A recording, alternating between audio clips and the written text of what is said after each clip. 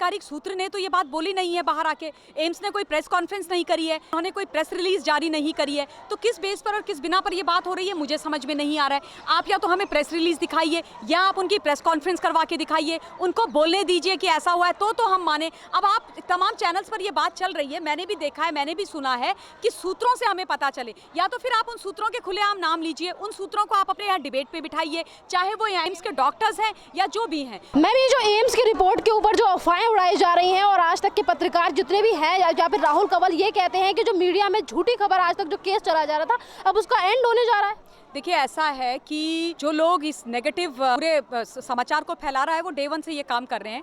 जहाँ तक इस एम्स की रिपोर्ट का सवाल है, अभी तक किसी आधिकारिक सूत्र ने तो ये बात बोली नहीं है बाहर आके, एम्स ने कोई प्रेस कॉन्फ्रेंस नहीं करी है, उन्होंने कोई प्रेस रिलीज जारी नहीं करी है, तो किस बेस पर और किस बिना पर ये बात हो रही है मुझे समझ में नहीं आ रहा है। आप या तो हमें प्रेस रिलीज दिखाइए या आप उनकी प्रेस कॉन्फ्रेंस करवा के दिखाइए, उनको बोलने दीजिए कि ऐसा हुआ है तो हम माने। अब आप तमाम चैनल्स पर ये बात चल रही है, मैंने भी देखा है, मैंने भी सुना है कि सूत्रों से हमें पता चले, या तो फिर आप उन सूत्रों के खुलेआम नाम लीजिए, उन सूत्रों को आप अपने यहाँ डिबेट पे बिठाइए, चाहे वो एम्स के डॉक्टर्स हैं या जो भी हैं। लेकिन इस तरीके से अभी आप भ्रमित मत कीजिए। देखिए, लड़ाई चल रही है कानून की और न्याय की, उस लड़ाई को लड़ने दीजिए ना। अगर हम सच्चाई के लिए लड़ रहे हैं तो क्या परेशानी है उसमें, किसी को किसी प्रकार की परेशानी नहीं होनी चाहिए। डे वन से यही बात बोली जा रही है कि जो लोग भी इस गुनाह के गुनहगार हैं उनको सजा मिलनी चाहिए। इतनी क्या घबराहट है कुछ लोगों को कि अभी इन्होंने इस तरीके की बातें शुरू कर दी है। और जहां तक जनता का सवाल है, देखिए, जनता का बहुत अलग मूड है। जनता इस बार पूरी तरीके से सुशांत सिंह राजपूत के साथ है, दिशा के साथ है, और ये जो नारकोटिक्स का गलत काम चल रहा है उसके अगेंस्ट है। देखिए, आज नारकोटिक्स की अगर सफाई हो रही है वो भी इसीलिए हो रही है क्योंकि ये जो मुद्दा था ये सुशांत सिंह राजपूत की मृत्यु से उठा था और वो रहस्यमयी मौत है। मुंबई के अंदर, महाराष्ट्र के अंदर बीजेपी की है सेक्रेटरी हैं, पदाधिकारी हैं, उन्होंने भी ये बात बोली है ना कि 13 तारीख को सुशांत सिंह राजपूत, हाँ, विवेकानंद उनका नाम है, तो विवेकानंद जी ने ये बात बोली है कि सुशांत सिंह राजपूत रिया के साथ 13 को थे, वो किसी पार्टी में भी आई बिलीव गए थे और उसके बाद उन्होंने उनको उनके घर छोड़ा था। तो अगर ये सच बात है और वो बोल रहे हैं, जिम्मेदार व्यक्ति हैं, बोल रहे हैं, तो हर एक चीज की इन्वेस्टिगेशन होनी चाहिए। ये बीच में कुछ सूत्र लेकर के जो लोग आ जाते हैं और डिरेल करने की कोशिश कर रहे हैं, किससे डर रहे हैं? क्या जनता से डर रहे हैं? क्या सच्चाई से डर रहे हैं? क्या अंकित और गणेश की भूख हड़ताल से डर रहे हैं? और आप देखिए, जो अंकित और गणेश या तमाम हिंदुस्तान की जनता बोल रही है, सुशांत का परिवार बोल रहा है, विकास सिंह जी बोल रहे हैं, वो क्या बोल रहे हैं? वो सिर्फ ये बोल रहे हैं कि हमें सच्चाई जाननी है,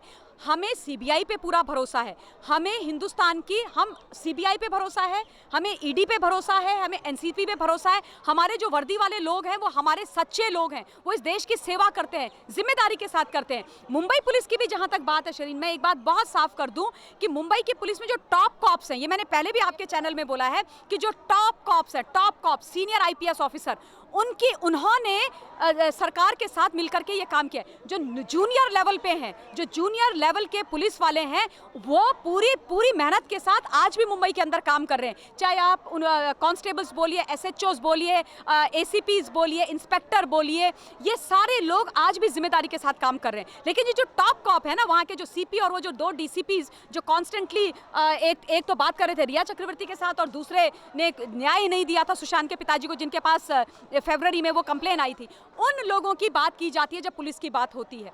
बाकी सच्चाई बाहर निकल करके रहेगी, क्योंकि ये जस्टिस फॉर सुशांत सिंह राजपूत चलेगा, ये जस्टिस फॉर रिया चक्रवर्ती चलाने वालों का एक मोटिव है। वो आज इतनी बुरी तरीके से डरे हुए हैं क्योंकि जब से रिया अंदर गई है इनके काले चिट्ठे खुल रहे हैं, इनके एक के बाद एक सच्चाई निकल करके आ रही है। जया शाह बन गई है भानुमति का पिटारा, वो क्षितिज बन गया है भानुमति का पिटारा एनसीबी के अंदर। एक के बाद एक उनके पिटारे से नाम निकल करके आ रहे, बड़े बड़े नाम। अब लोग अटकलें लगा रहे हैं, ए कौन है, एस कौन है, आर कौन है, ये सारे कौन है। ये तो आप भी जानते हो, हम भी जानते हैं, सारी दुनिया जानती है। और मैं सिर्फ और सिर्फ अपनी इन्वेस्टिगेटिव एजेंसी से ये निवेदन करना चाहती हूँ कि जनता बिल्कुल आप पर बहुत भरोसा करती है, आपकी तरफ देख रही है, कृपया न्याय कीजिएगा, वरना वाकई विश्वास हट जाएगा। सुब्रमण्यम स्वामी और तमाम लोगों ने भी ये क्वेश्चन किया है कि अगर एम्स की रिपोर्ट ये आ भी गई और लोग ये सूत्र के बारे में कह भी रहे हैं, सच भी कह रहे हैं, तो किस आधार पर उन्होंने ये रिपोर्ट दी है? मुझे तो नहीं लगता कि एम्स ने ये रिपोर्ट किसी को अभी तक आधिकारिक तरीके से दी होगी। ये भी कहना है कि प्रेशर बना रखा किसी ने इनके ऊपर। प्रेशर बना रखा है। देखिए, जहां तक प्रेशर बनाने की बात है, मैं ये अभी मानूंगी नहीं कि एम्स प्रेशर में आ रही है।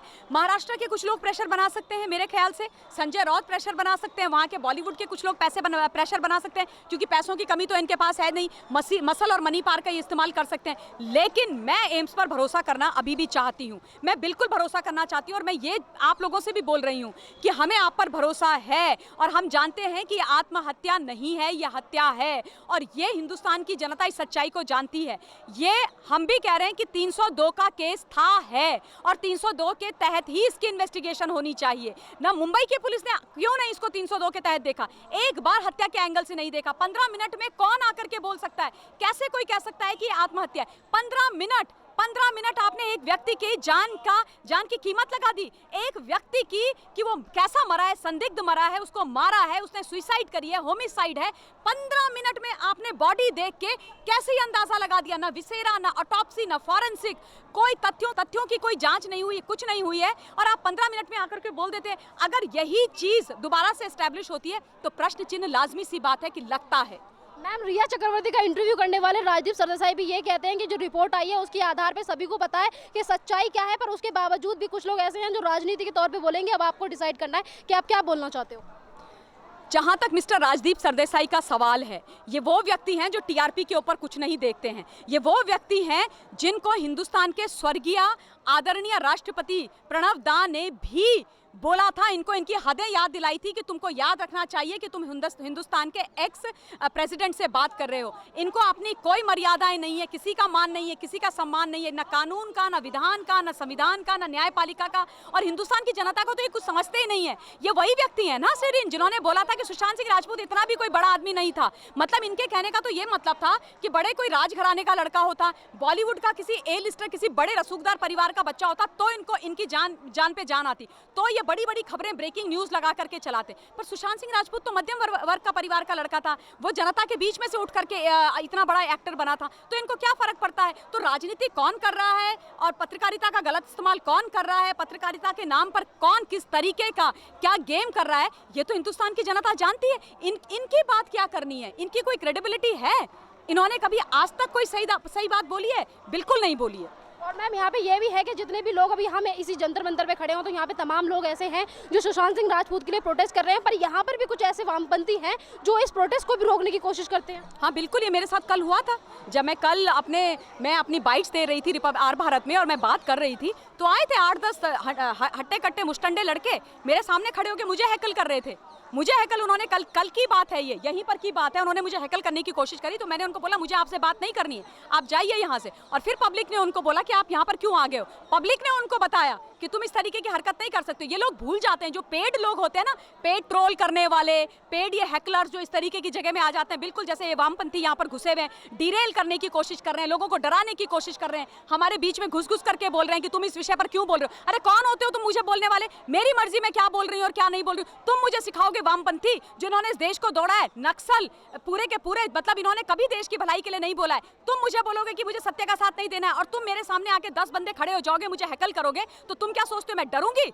मैं किसी से नहीं डरती हूँ। मैं सच के साथ खड़ी हूँ, कानून के साथ खड़ी हूँ, मैं सुशांत सिंह राजपूत के साथ खड़ी हूँ। मुझे इस देश की सेंट्रल गवर्नमेंट पे, हिंदुस्तान के प्रधानमंत्री पे, गृह मंत्री पे, कानून पे, न्यायपालिका पे, संविधान पे पूरा भरोसा है, और न्याय होकर के रहेगा। ये जो 2-4 वामपंथी आकर के तुम्हारे आगे खड़े होकर के तमाशा करेंगे, ये नहीं चलेगा। और मैम, इससे पहले भी आपने नार्कोटिक्स की बात की थी, तो नार्कोटिक्स में जितने भी नाम सामने आए हैं उसमें शाहरुख खान और डीरू मोरिया जैसे बड़े कलाकार भी शामिल हैं। बिल्कुल, अब देखिए ये जो नाम आ रहे हैं, ये जो अल्फाबेट्स आ रहे हैं, मुझे तो लगता है कुछ दिनों बाद ना ये A to Z सारे अल्फाबेट खत्म हो जाएंगे, एक से बड़े बड़े नाम आने वाले हैं, और मुझे बहुत खुशी है। इनके नाम निकल के बाहर आने चाहिए, कोई नहीं छूटना चाहिए।